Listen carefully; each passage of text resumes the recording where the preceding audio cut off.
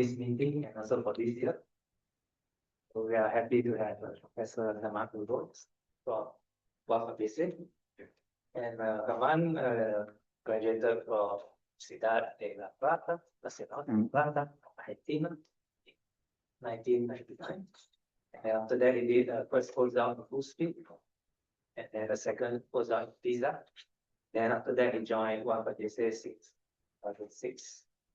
So these are especially in the complex stars, like neutron stars. So from this topic. Okay. Thank you very much for the invitation. This talk is about some new results we obtained this year that are published in the Astrophysical Journal. So I will separate my talk in two parts. The first part will be a theoretical basis to understand the results. These are very well-known results, are textbook results that need some modification in some cases. But it is important for people that is not from the area of neutron stars. So I will do a long number of slides about the basic theory of stellar structure and stellar stability. And then and at the end, I will show the new results we obtained this year. Okay. Here, neutron stars in 2 minutes. You know, neutron stars are extremely compact objects. Observations tell us that they have a radius around 10, 12, 13 kilometers. These are observed. There is an observatory called NICER, Neutron Star Internal Composition Explorer, which is in the International Space Station, which measures this kind of the radius of the star. There are 2 or 3 objects now.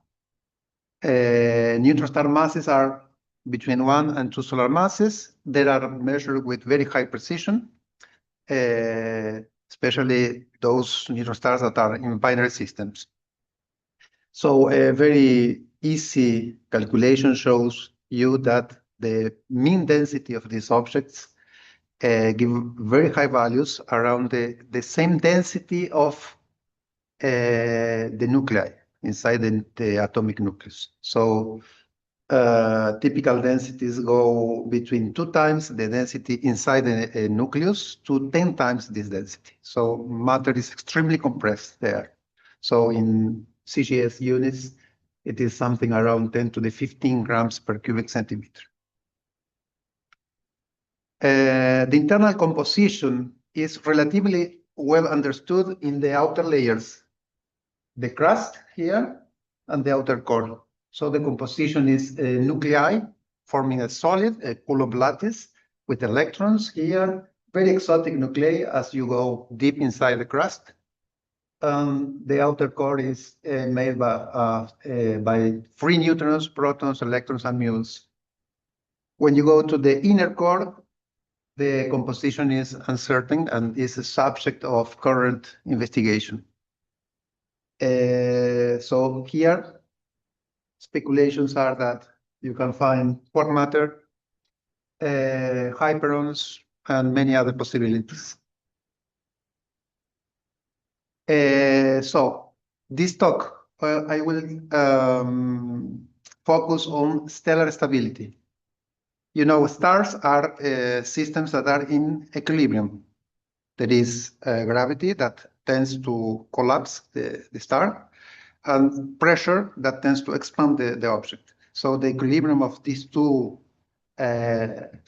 ingredients puts the star in equilibrium.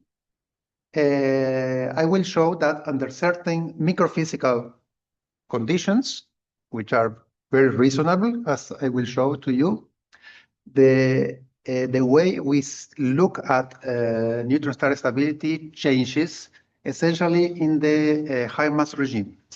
So this is a new result that we obtained this year. So let us move to the basics of stellar structure. This is textbook information. The idea is that you start with the Einstein field equations here. in geometrized units.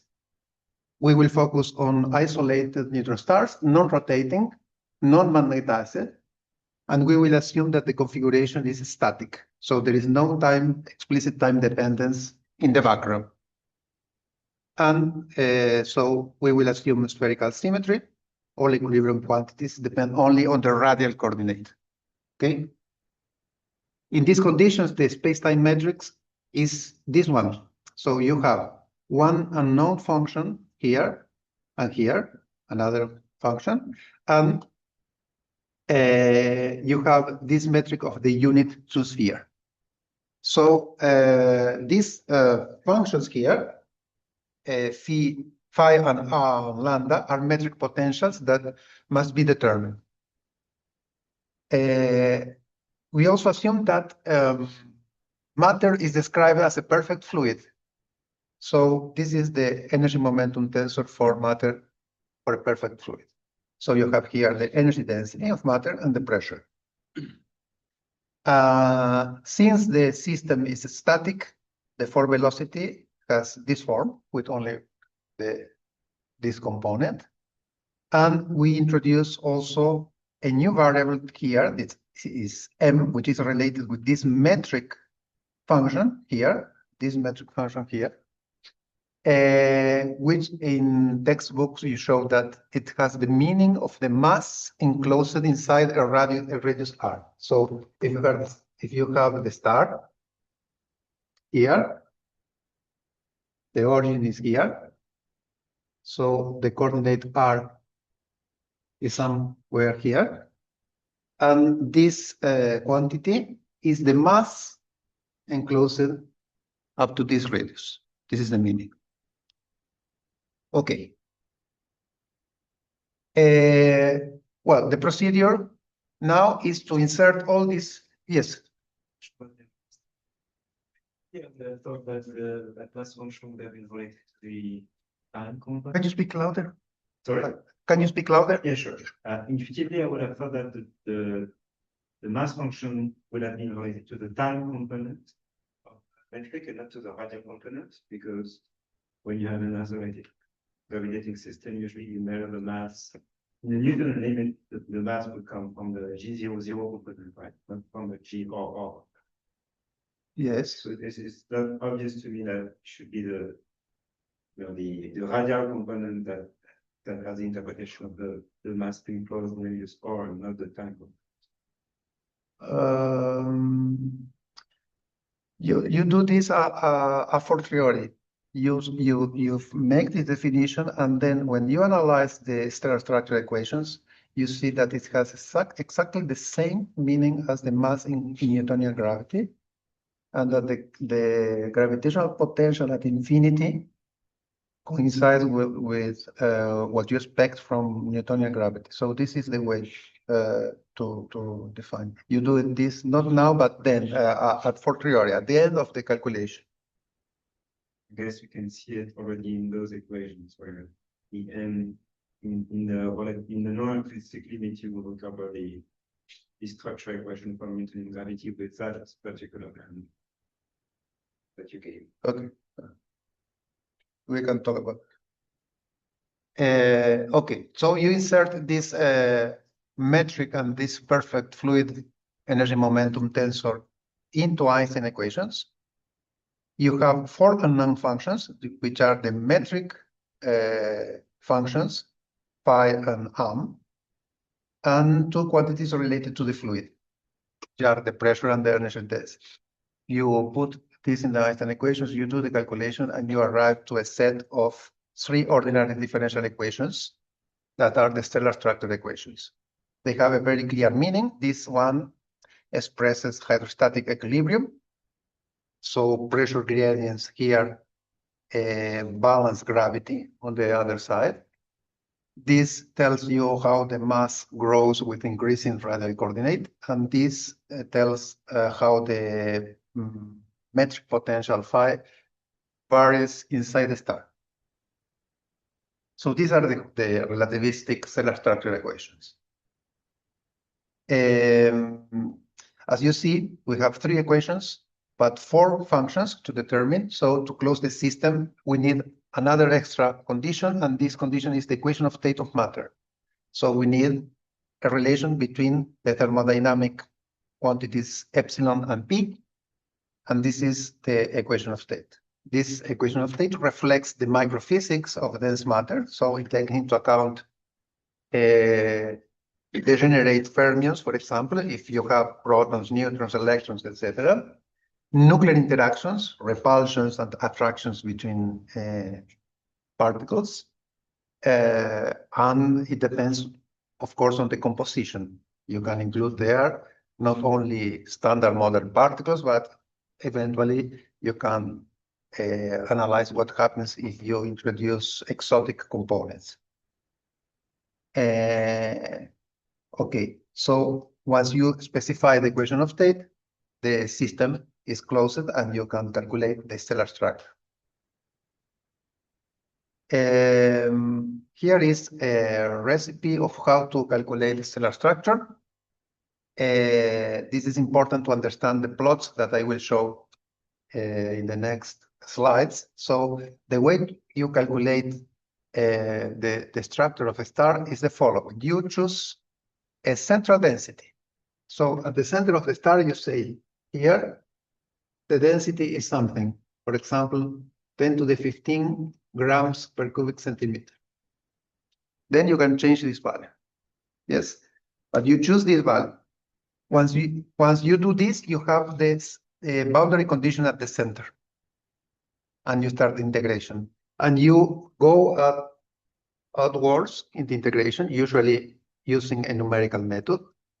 And you stop the integration when this condition, it is not here, it's here. When this condition is verified. So when the pressure of the system vanishes, this is the surface of the star, the place where the pressure is 0 and matter is in contact with vacuum of the external space. Okay. So this shows that the stellar structure is a 1-parameter family. Once you give an equation of state and you give the central density, you know the mass of the object and the size of the object. Okay?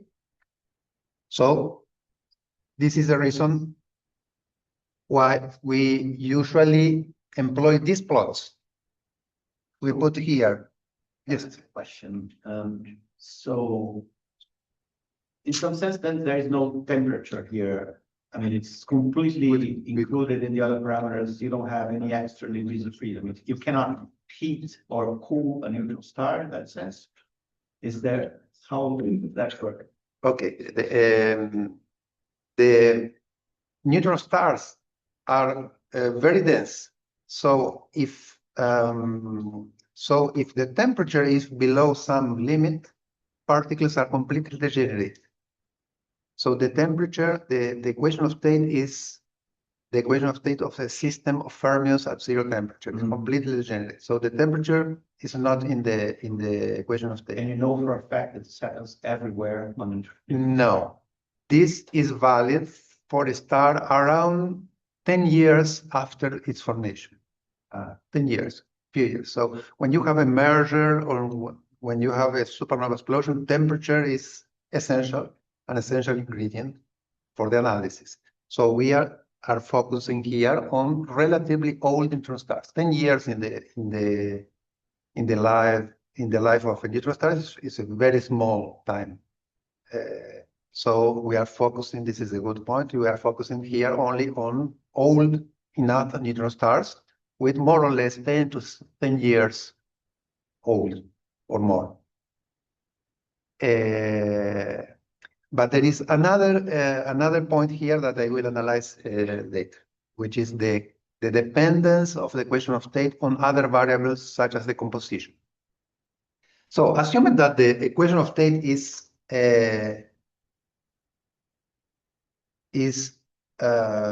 of this form, that is a barotropic equation of state. So you have a one family parameter labeled by this quantity, the central density. So you can do this plot. You put here the central density somewhere, and you determine the mass of the object, for example, or the radius. So this plot is constructed taking an equation of state, a very general equation of state that goes from 10 to the 1 grams per cubic centimeter to 10 to the 15. So 15 orders of magnitude. If you do the calculation of the stellar structure equations, you will find that stars with a very small central density have a very low mass and very large radius. The radius is not here, but you see that the mass is very small. As you increase the central density, the mass varies in this way. So in textbooks, you show that this is the white dwarf family, and this one is the neutron star family. I will show why in a few minutes, why this branch here is empty. There are no objects there because these objects are dynamically unstable. And you can also put this in the mass versus radius diagram. Here you see that these objects that are white dwarfs have a very large radius, approximately the size of the Earth, and masses in this range, up to 1 to 0.4 solar masses. And these are the neutron stars. And this region is empty because of dynamic stability. I will show this in a few minutes. Another interesting point here, important point, is that we have extrema here, maxima and minima, in the mass versus energy density diagram and in the mass versus radius diagram. So you have a maximum here, a minimum here, a maximum here, and there is no minimum here. You go to planets and this kind of objects. So these points are these turning points. I will show that they have a very special meaning in a few minutes. So in the next part of the talk, I will use the machinery of stellar perturbations to try to understand the meaning of these turning points in this diagram. Okay. Okay, let us move to the stellar stability of compact stars. These results were obtained, most of them, by Chandrasekhar in 1964, are standard results in the stability of neutron star theory. So the question is the following. The solutions that come from the stellar structure equations represent a system in hydrostatic equilibrium. But the question is that equilibrium stable or unstable? To answer this, we need to introduce perturbations in the Einstein equations, small perturbations. So if the very small perturbation grows without limit in time, the system will collapse to a black hole, for example, or will expand forever. So we will perform this small perturbation analysis to determine the stability of the object. So this linear analysis done by Chandrasekhar perturbs the 4 independent functions that represent the metric of space-time and matter, pressure and energy density, by very small quantities. So this is the background, and this is the perturbation. In equilibrium, obviously the system is at rest. So once you perturb the system, it will move by a small radial perturbation. I am assuming that the motion is only radial, not angular components. This is the standard analysis. You can show that if the system is not stable, is stable under radial perturbations under very general conditions, it tends to be stable if you put angular perturbations. it's like it depends on the angular momentum. But this is a more or less general result. Okay, so the idea is that you can represent the motion in the radial direction by a displacement, a Lagrangian displacement. What is this Lagrangian displacement? The idea is that you have a fluid element at a certain coordinate here, for example, here, and a perturbation will move or will displace this by a quantity that we call psi. This is the amplitude of the perturbation. So the fluid element can go up and down around its equilibrium position. Doing this at every place in the star. This depends obviously on R. In some places, the amplitude is big. In other places, it can be small. It depends on that. And it also depends on time. Okay? So this is the way Chandrasekhar represented these displacements. The velocity is the derivative of this. Another important assumption made by Chandrasekhar is that we look for normal modes of oscillation of the star. So you write any perturbation. This Q represents any of the 4 functions of the problem, and you introduce an harmonic dependence with a frequency omega here. If omega is imaginary, this represents a growing exponential or a decreasing exponential. If it is real, it represents an oscillatory motion, okay? So these are now the radial amplitudes, and when you put this into Einstein equations, what you do is to convert a set of partial differential equations into a set of ordinary differential equations.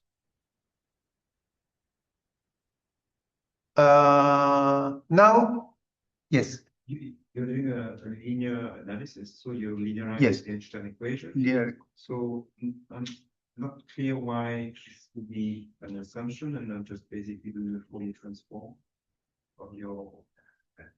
Well, you can think that it's Fourier transform, but you take only the first order contribution. So when you make a linear analysis, you are neglecting higher order perturbations. So this represents very small displacements, not very big displacements. Yeah, which was your initial hypothesis. Yes. The perturbation theory. What I was saying is you do Fourier transform and then it's got an additional assumption on top of the first assumption. Yeah. Just to make sure that there wasn't like 2 assumptions, which is that they're doing. The assumption is that the perturbation is small, so you can stay at first order. Yeah. As first order perturbation. If you do, you can do it in another way, but you will complicate the problem. And you will not arrive to a single differential equation as I will arrive here. It's just a question of technical question. So the idea, this is a very important point here that is deeply related with the results of that I will show in a few minutes, which is the thermodynamic of perturbations. You remember that when we solved the stellar structure equations, we needed to adopt or assume an equation of state, pressure as a function of energy density. When you have perturbations, the system is not closed if you don't give a relation between perturbations in the fluid. You need to specify how do the perturbations in energy density and pressure are related each other. And you can do this in very different ways. The way that Chandrasekhar used, and is widely used in the literature, is to assume that 2 things. First, that the perturbations are adiabatic. So there is no significant loss of energy through dissipation when the fluid goes up and down around the equilibrium position. So this is the first assumption, the adiabaticity. This is valid if and only if the oscillation time, the time that the fluid element takes to go up and down, is much smaller than the characteristic time associated with viscosity, heat transfer, etc. Okay, so there is a time scale associated with dissipation that you need to compare with this in order to be sure that the system is really oscillating adiabatically. This is the first condition. I mean, in the way that you build the equations, in any case, you have to neglect these things, otherwise the equations would themselves be different, wouldn't they? Yes, yes. It's a sanity check on the consistency of the equation. This is kind of the WKB approximation, right? Yes. You're solving for the phase and the amplitude. If this is not true, you need to add some terms in the stress energy. Right. Yes. Okay, this is the first condition. So I will keep this condition valid in my analysis, but there is another condition. And the other condition that I will relax in a few minutes is the one that assumes that perturbations occur in chemical equilibrium. And this means that if you have at each layer of the star here, you have a different composition. For example, at this layer, you may have 95% of neutrons and 5% of protons, for example. Okay? And here, in another layer, you may have 96% of neutrons and 4% of protons. Okay? So what happens when the fluid element goes back and forth? It converts its composition, or it does not convert the composition. The answer to this is how fast are nuclear reactions to do this conversion. If nuclear reactions are fast, so you will do this conversion almost instantaneously. But if nuclear reactions are slow compared with the oscillation time, the system here will go here, but keeping its composition. Okay? So it will go to this place, but it will be here with a composition that is not the equilibrium composition of that place. Okay? That's the meaning of having perturbation out of chemical equilibrium. Okay, so and this matters because the equation state depends on that composition. Yes, exactly. So if you have a frozen composition, the equation of state does not describe perturbations. The equation of state describes the background, but not the perturbation. So you have two different descriptions for the perturbations and for the equation of state. So this to check what of these options is valid, you need to compare the reaction time scale or the time scale of nuclear reactions and the time scale of the oscillation. Time scale of oscillation order of magnitude is 1 millisecond in neutron stars. The time scale of nuclear reactions, we must take care at this point because nuclear reactions relevant for neutron stars are weak interaction reactions. If you go to a particle physics book, you will see weak interactions, typical time scale, 10 to the minus 9 seconds. Okay, but here you are in very dense matter. So the time scale does not include only the interaction, but also includes Pauli blocking of the result of the interaction. When you have two particles enter the interaction, the particles that emerge there must find a place in the phase space and the phase space is completely blocked because the Fermi seas are completely occupied. So this is the essential point to make that the nuclear reaction timescale is extremely slow here in a neutron star. Okay, so if you assume these two conditions, so adiabatic perturbations and chemical equilibrium, you will arrive to this relation between the perturbation in the pressure and the perturbation in the energy density, which includes here an adiabatic index. The adiabatic index is the derivative of the pressure with respect to the energy density. Since we are assuming that perturbations occur in chemical equilibrium, this derivative is very simple. You just take the equation of state and make the derivative.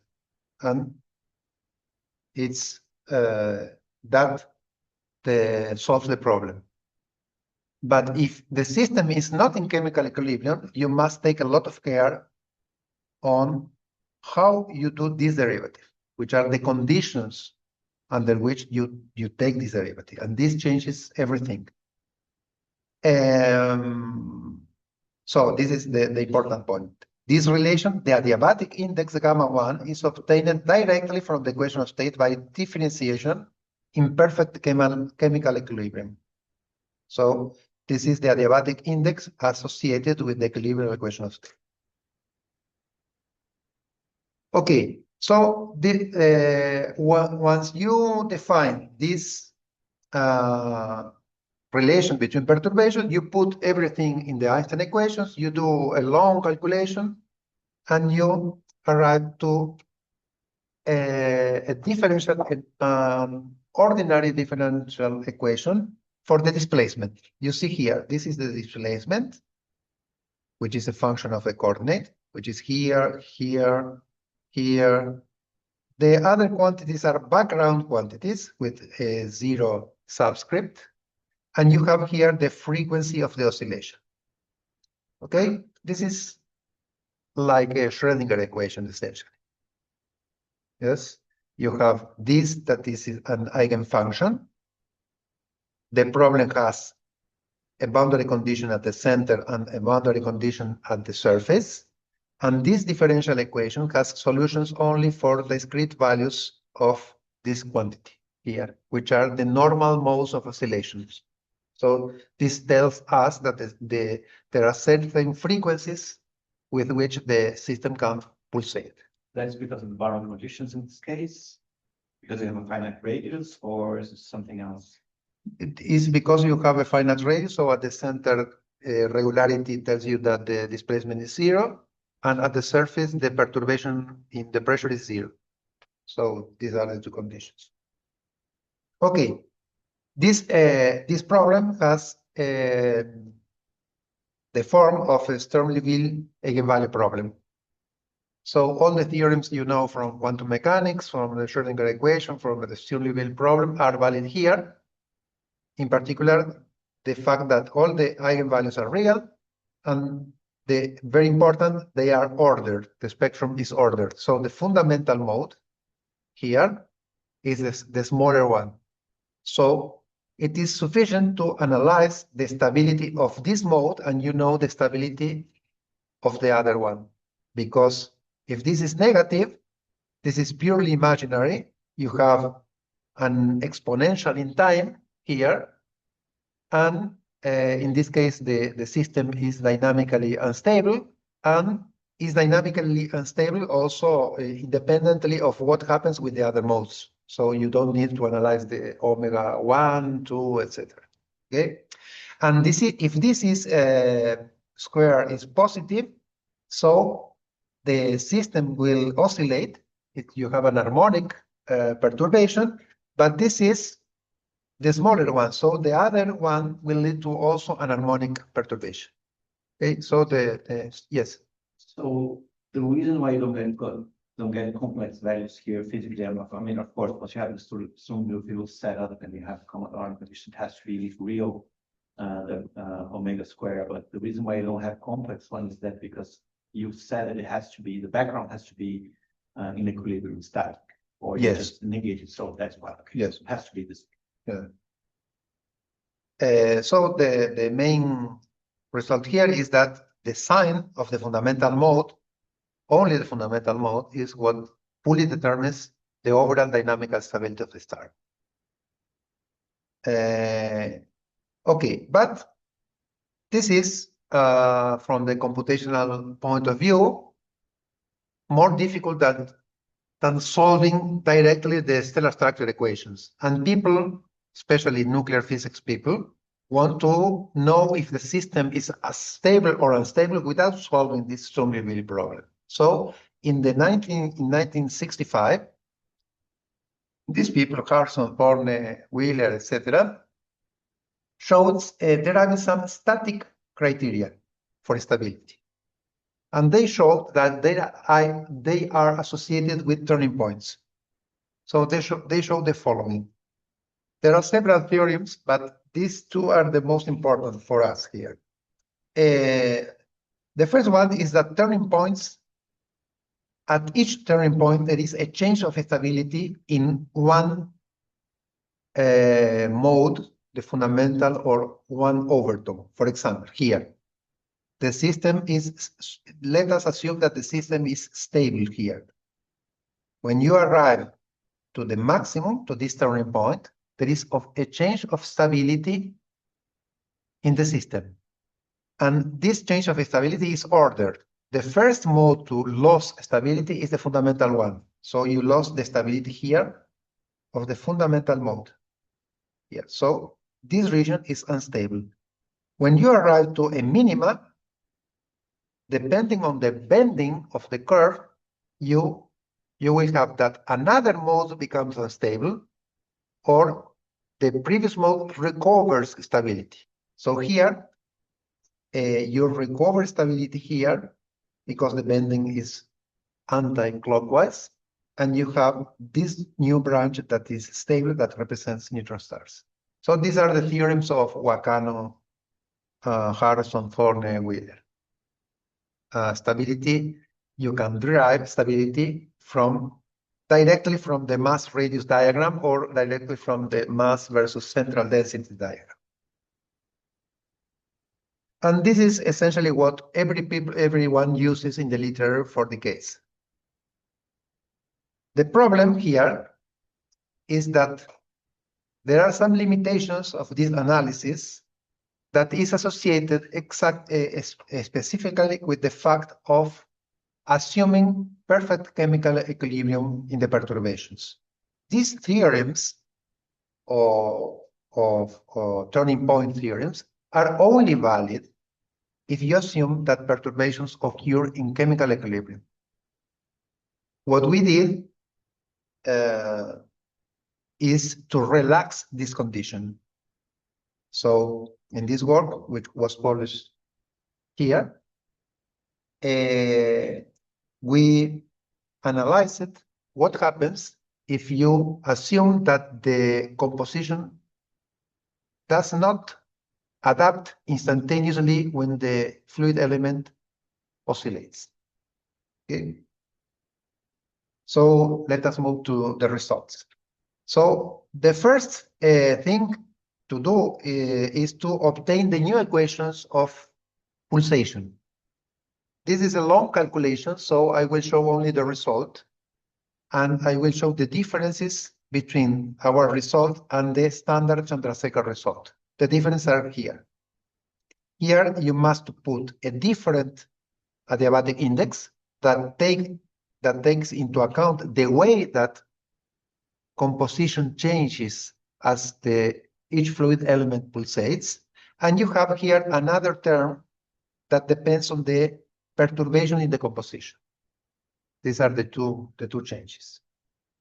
These quantities must be constrained by describing the physics of composition change. So this is an extremely difficult problem because you need to know all the relevant reactions that occur inside that fluid, all the nuclear reactions, all the channels that convert one particles into others. You need to know all the reaction rates of this.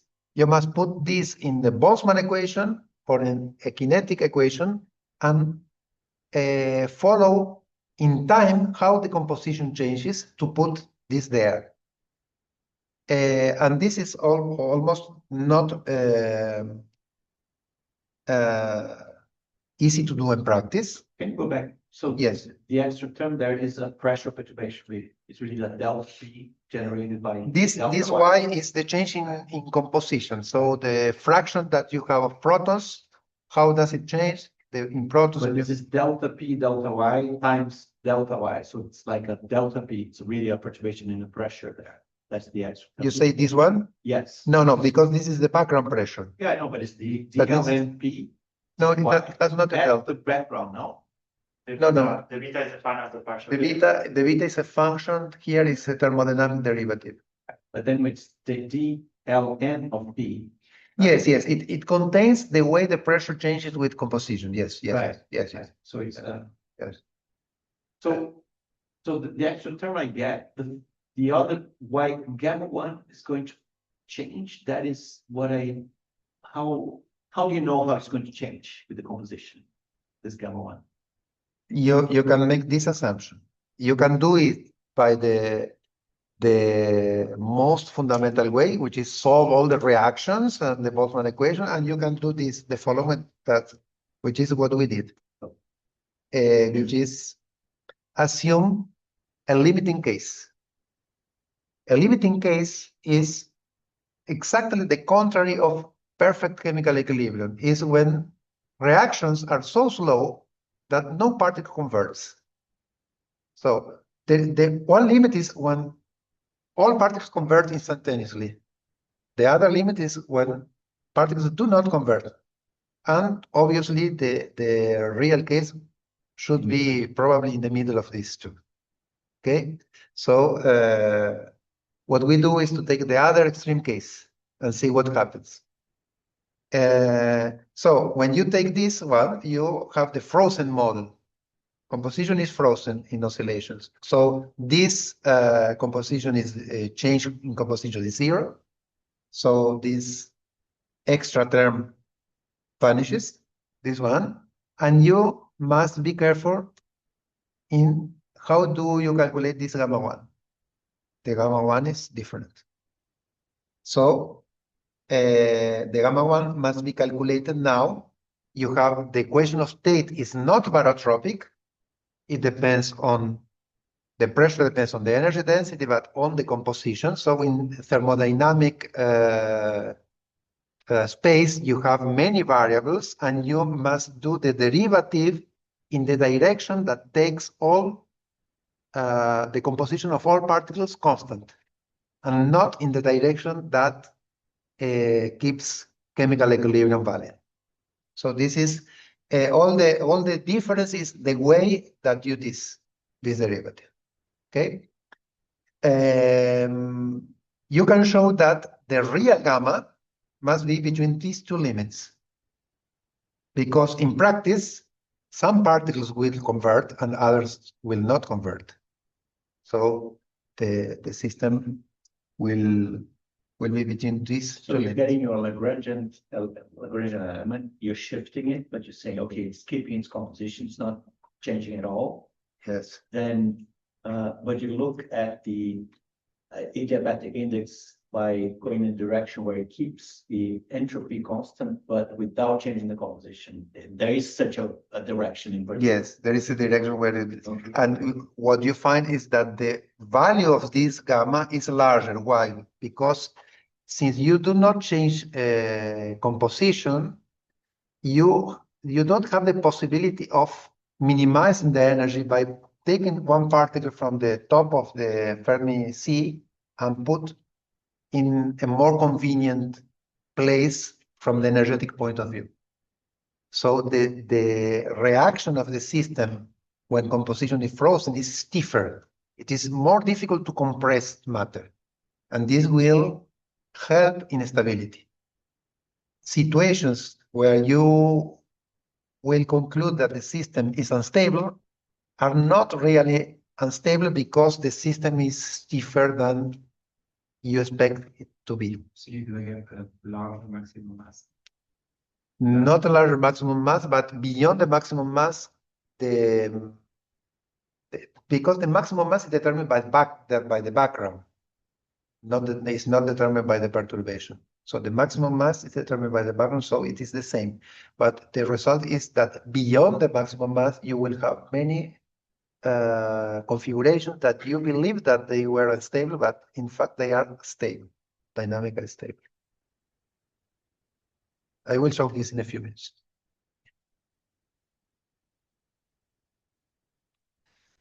Okay. So a question is, well, but is the frozen model reasonable?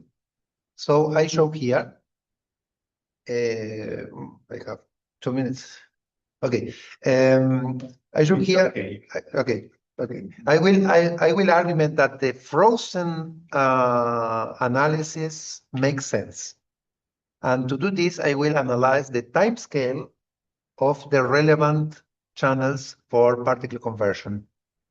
In neutron stars, you have essentially these channels for converting particles. The one is the modified Urca, where you have a spectator nucleon here. And this happens always in a neutron star. This is not suppressed. But it has a very, it has a time scale that is around of the order of 2 months divided by the temperature up to the power 6, where this T9 is the temperature in units of 10 to the 9 Kelvin. 10 to the 9 Kelvin is the temperature of a neutron star. When a neutron star is formed in a supernova explosion or in a merger, the temperature is usually around 10 to the 11 Kelvin. In around 1 minute, the temperature drops to 10 to the 10 Kelvin. And in few years, 10 years, it drops to 10 to the 9. This is what numerical simulations show. So temperatures below 10 to the 9 is the typical temperature of a neutron star that you look in the sky. So this is the other process is direct Urca. Direct Urca is this kind of process. And in neutron stars, it has a problem because you have many furnaces that are filled up to a very high momentum. And so this direct Urca has the problem that in some cases you cannot verify the triangular relation between the momenta. So you cannot verify energy conservation and momentum conservation at the same time because the Fermi momenta are, you need the Fermi momenta to be sufficiently close between them. So this is not necessarily calculations show that direct Urca occurs if you have a sufficiently high density in order to have a sufficient amount of protons. But if it occurs, it is much faster. But the time scale is around 20 seconds divided this temperature. As you see, as you increase the temperature, the time scale becomes very short. And these are hyperonic processes that are the fastest channels for conversion. But this you need that hyperons to be present. And even if hyperons are present, they are of the same order of what you expect from the time scale of oscillations. So in the 3 cases, you see that the temperature at T equal to 10 to the 9 Kelvin, you are on the safe side. You are in a situation where composition is very probably frozen. Okay? Of course, you cannot say this, you are not completely sure of this because the reaction rates at very high densities are still uncertain. So we don't have reliable calculations of the reaction rate. So these are estimates that show that the frozen model makes sense, but this does not demonstrate that the oscillation is really frozen. This is an open question, okay? Okay, and here I show the evolution of the internal temperature. Here is the age of the star, and you see that from 10 years and later, the typical temperature inside the star is well below 10 to the 9 Kelvin. So this supports our frozen composition working hypothesis during radial oscillations. Okay, let us move to the results. Here I show our first result. To obtain these results, we adopted an equation of state, which is a state-of-the-art equation of state based on a relativistic mean field model, where you put a Lagrangian for all particles, all fermions, neutrons, protons, hyperons. You include several mesons that describe the interaction between these particles, and you make a mean field approximation, and you derive the equation of state from this. So this is a standard approach in neutron star physics. And this equation of state that we use is also consistent with not only with nuclear results, such as the nuclear saturation density, the binding energy, and many other nuclear properties, but also with current astrophysical constraints coming from mass and radius measurements of neutron stars. So here we calculate this violet curve here, this one here, is the adiabatic index in chemical equilibrium. And the green one here is the adiabatic index of the frozen composition.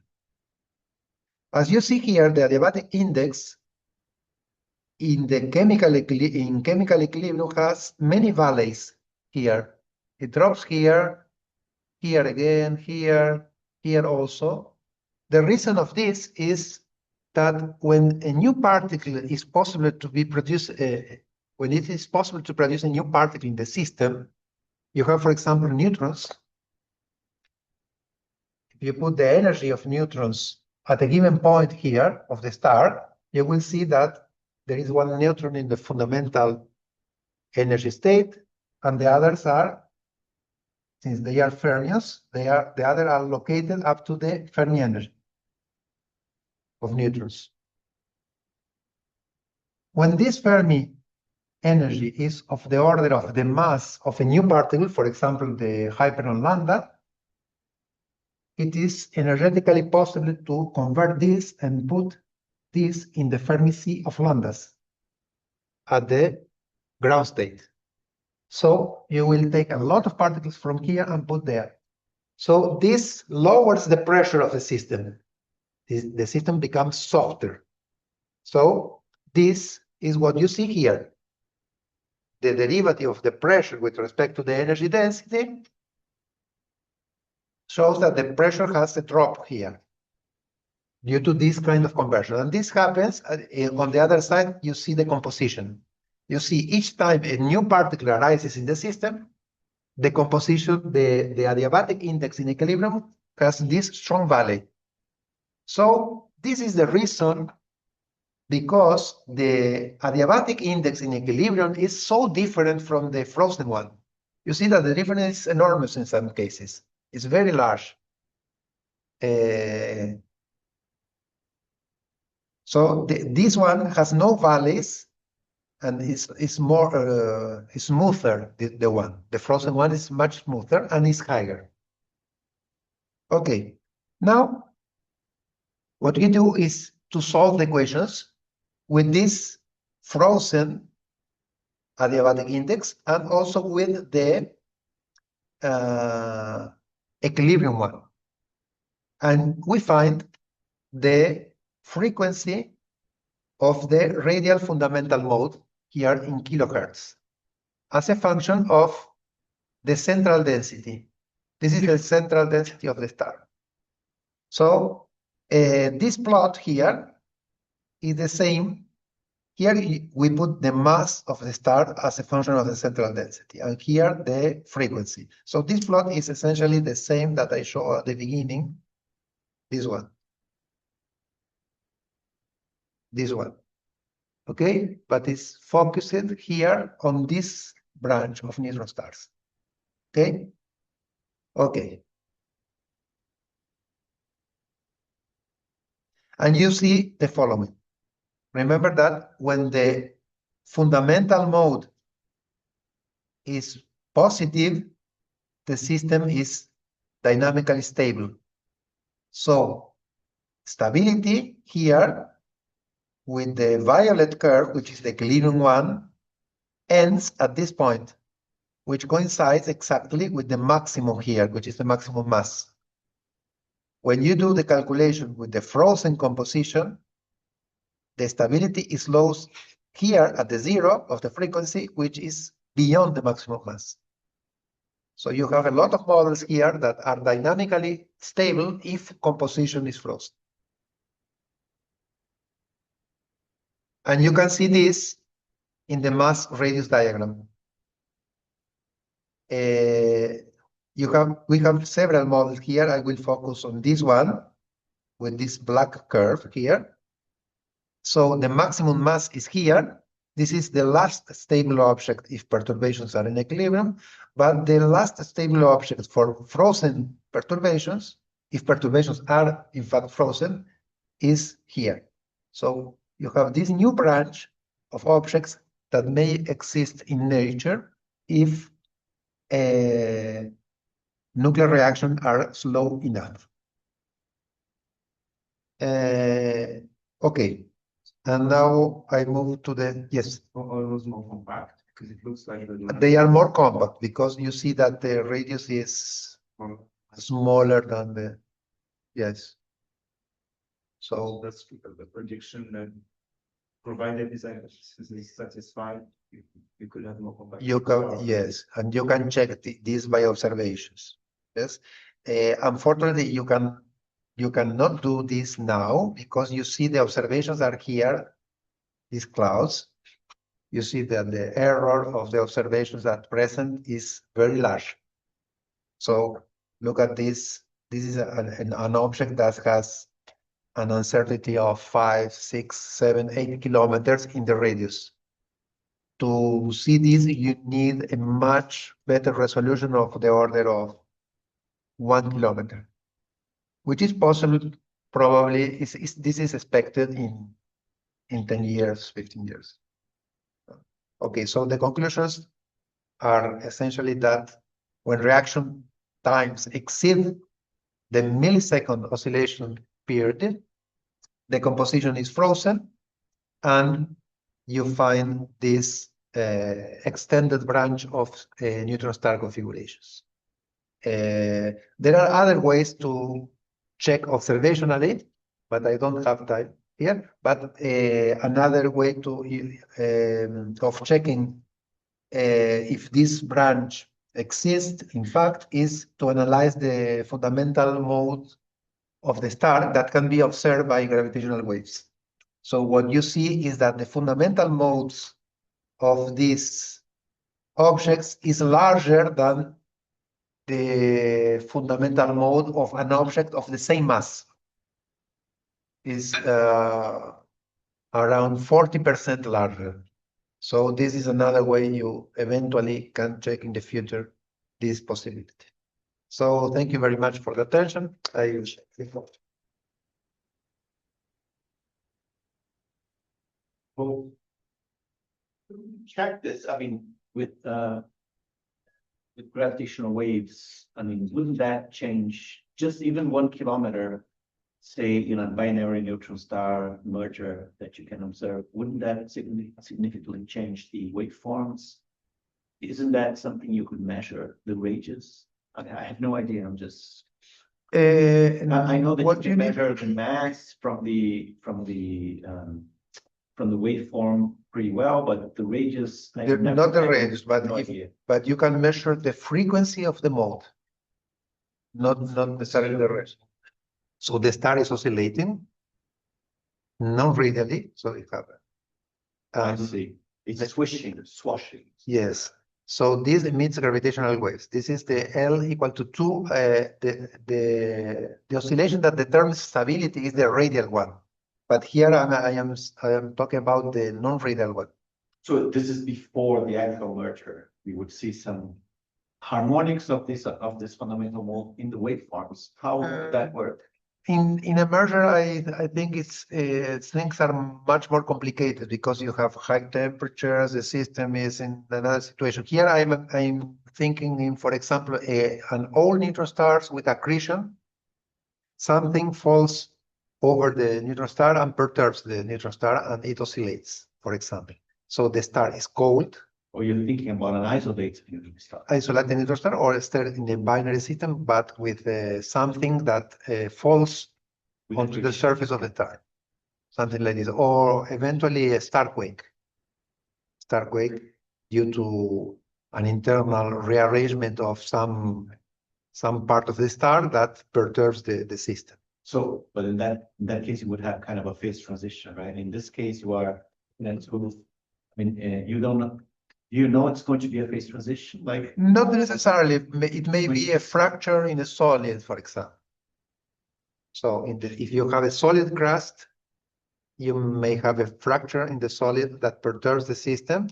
The problem is that the energy of the crust perturbation have a small energy, so the system must be close to us. But this is the idea. What are the prospect of measuring this kind of gravitational wave? I don't know. Sorry? What are the prospect of measuring this kind of The gravitational prospect wave? with gravitational waves, I think it's at present is very difficult because these are kilohertz frequencies. So LIGO and Virgo are not good for kilohertz frequencies. So it's also difficult because of this reason. So it's at present detecting neutron star oscillations with gravitational waves is something for the future, not for now. The other way is via determination of the radio. This is more feasible now.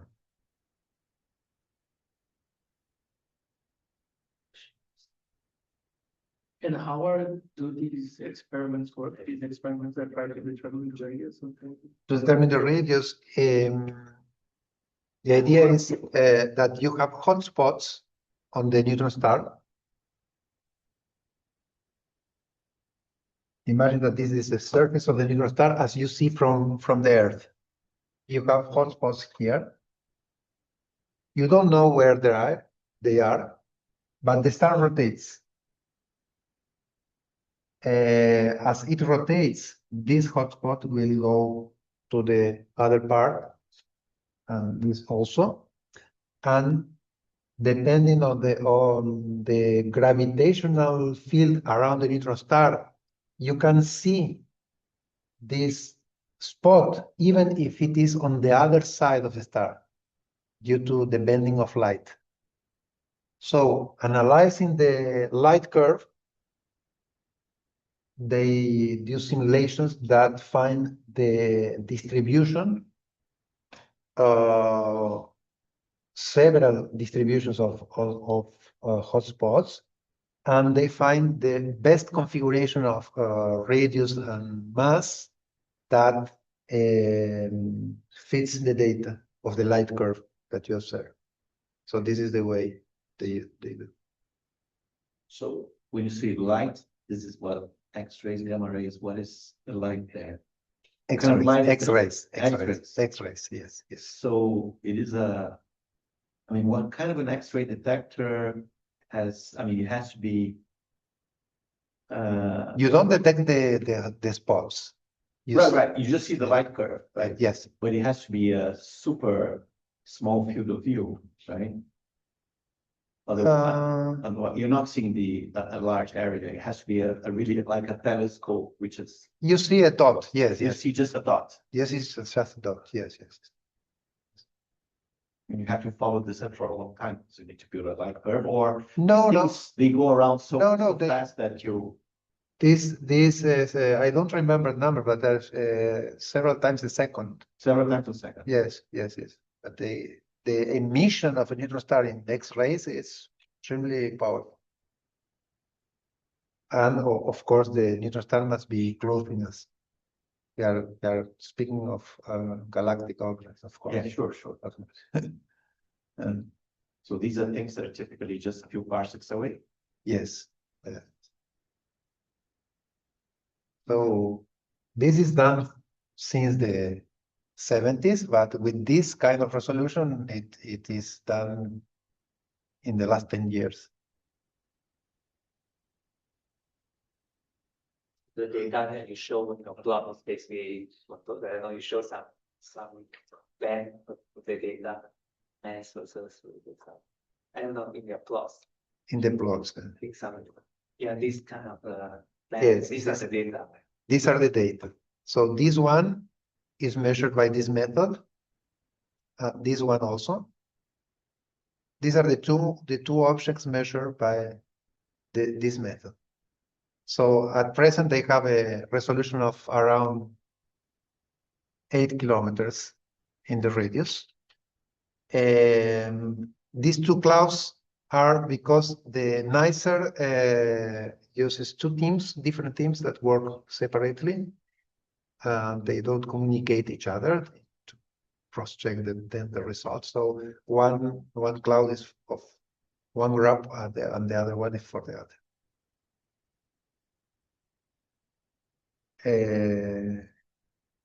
There are also now constraints on the mass and radius of neutron stars coming from binary neutron star mergers. Yes, from binary neutron stars, you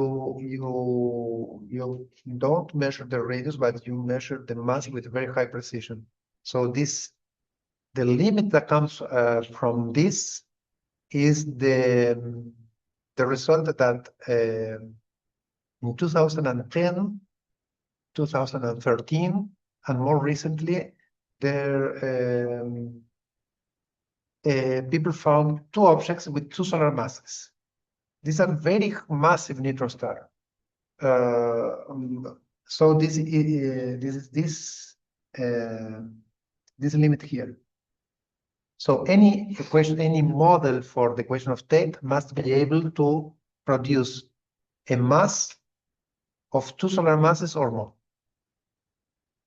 This is due to these two results. So this changed completely the area in the last 15 years. Because if you ask a researcher in the 2005, most people will say, no, two solar masses is too much. This cannot exist. And nature showed us an object with two solar masses. So this is telling us that matter inside the neutron star has very strong repulsion. Because if you don't include repulsion, the mass will be much smaller.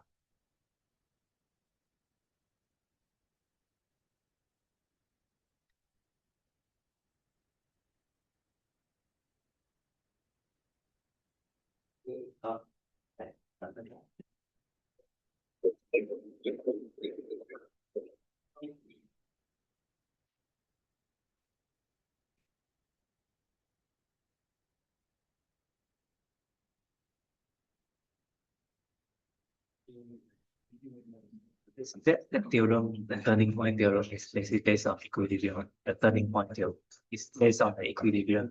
Chemical equilibrium. If you relax that, then It doesn't fall anymore. Yes, yes. Tudo bem. Fazia muito tempo. Muito tempo que não. Vai, tudo bom? Tem que vai lá na USP, né? Sim. Muito legal esse trabalho. Aprendi bastante. Mas o que é um hiperon, afinal de contas? Por que eles são tão importantes? Porque tem tantas partículas dessa, porque esse exatamente qual que é o. Porque são os hadrons que continuam depois na sequência de massa, são os que vêm. Nêutron e o próton com a mesma massa. Aham. Depois o seguinte em massa é o hiperon lambda e o sigma menos. Ah, é porque só porque estão próximos em massa, Sim, então estão sim. quase degenerados. E ali. depois vem aí todos. Entendi. Então, mesmo que tenha uma massa maior, que seria desfavorável energeticamente, você acaba produzindo porque você tem nêutrons muito Ou seja, energia. as coisas, enfim, não tem, as coisas abaixo não são confinadas, as coisas acima, muito massa, muito acima não importa, porque é desacoplado, então que entendi. Legal. Falou. Ok, bem, I think of those radial perturbation equations that you so now we have a stable now have these new stable solutions.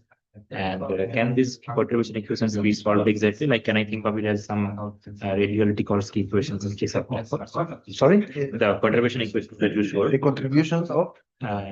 No, I'm saying the perturbation equations that you showed about these derivatives, right? So after this, so now you looked at this name frozen instead of chemical equilibrium, and you obtained new stable solutions.